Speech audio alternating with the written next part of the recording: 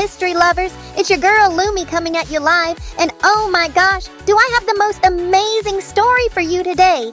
So you know how I'm totally obsessed with finding these hidden gems in Japanese history? Well, I just discovered this place that literally made me squeal with excitement.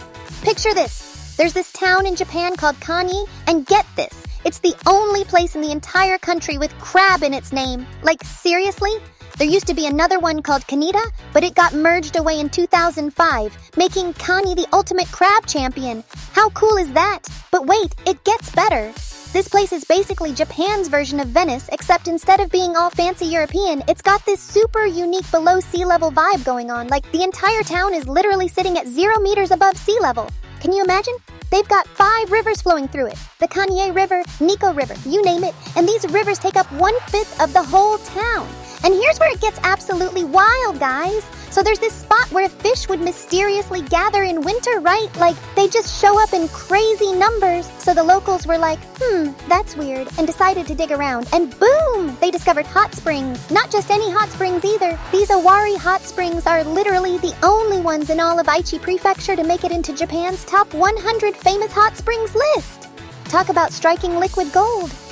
Now, you're probably wondering about the whole crab thing, right? So apparently, way back in the day, this area was surrounded by water and had tons of crabs living along the shores with willow trees, hence the name Kanie, literally crab inlet. I mean, nature basically did the branding for them.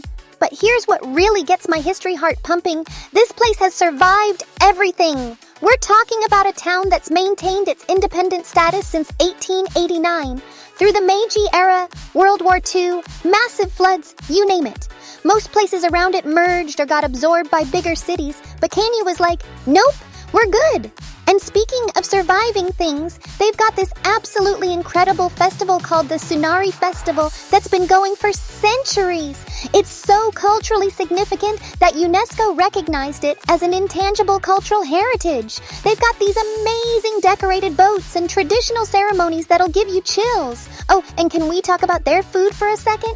They've got this dish called ina manju, made from young sea bass, and something called bora zosui, which isn't actually porridge like you'd think, but a rice dish. Plus, they grow these special white figs that are supposedly sweeter than regular ones. The coolest part?